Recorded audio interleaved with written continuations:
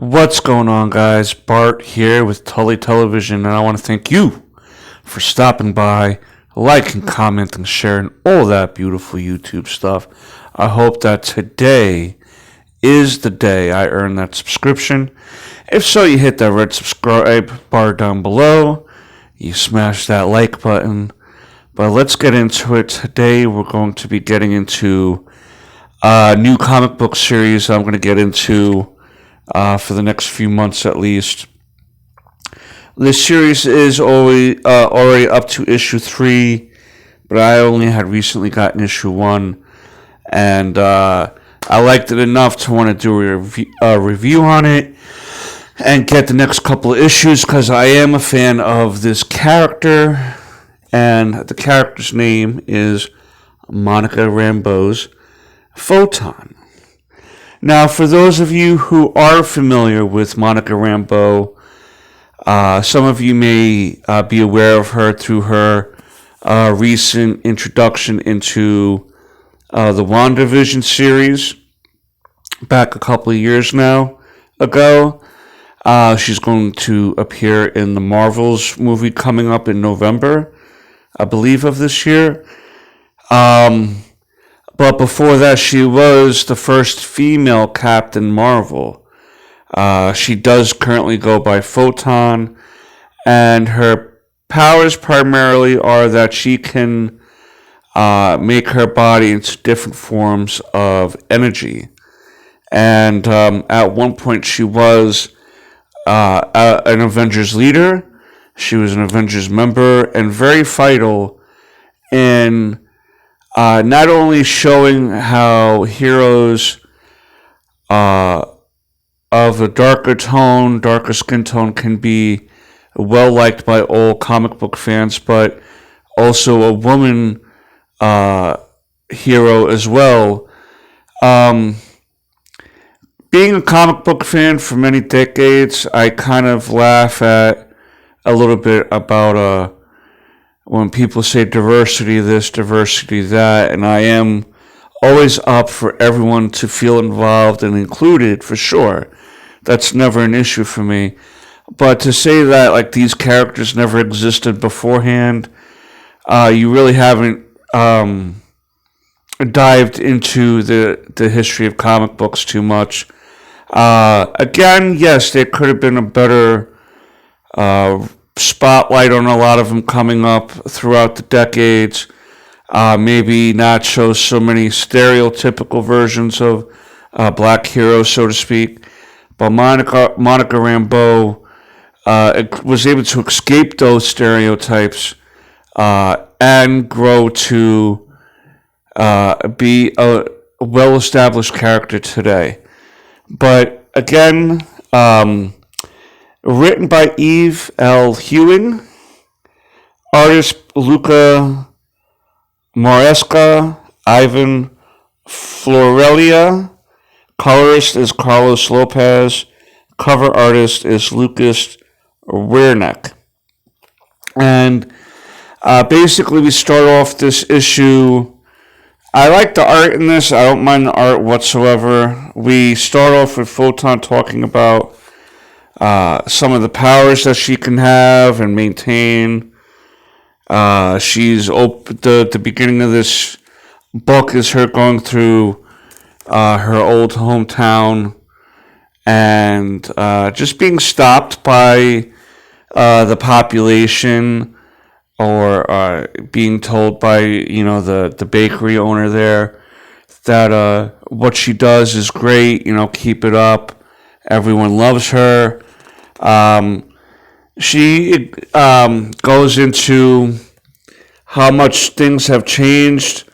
At one point, she was severely injured during an Avengers mission back in issue 293 of the first volume. I haven't gotten that issue yet. As some of you know, I'm trying to collect all the issues of the first one, but I've been kind of lacking on that lately. But what we do then pick up on after she reminisces about her time with the Avengers is that she has an appointment with Doctor Strange and Wong. It's unclear what the meeting was supposed to be for, because then there's a disruption by, I'm just going to say, the villain Hinge. This is the first time I'm coming across this character, and there is a reveal of who this character is once they're defeated.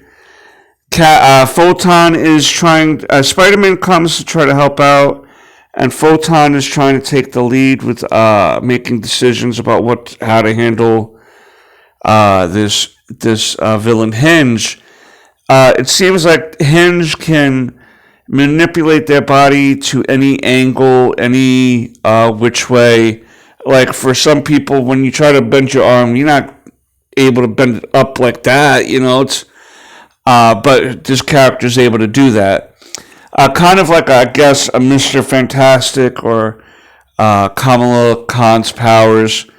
But as we see here, Photon gets a little mad, a little antsy, and just blasts her way into knocking out the villain here. And it seems like Spider-Man knows this person, because he refers to her as Dr. Yassini Rosario. And again, he makes reference into meeting her, I guess, in Marvel Team Up number 1 that was released in 2019. So he's asking her, why is she doing this? And she says that Monica Rambeau is going to destroy the universe.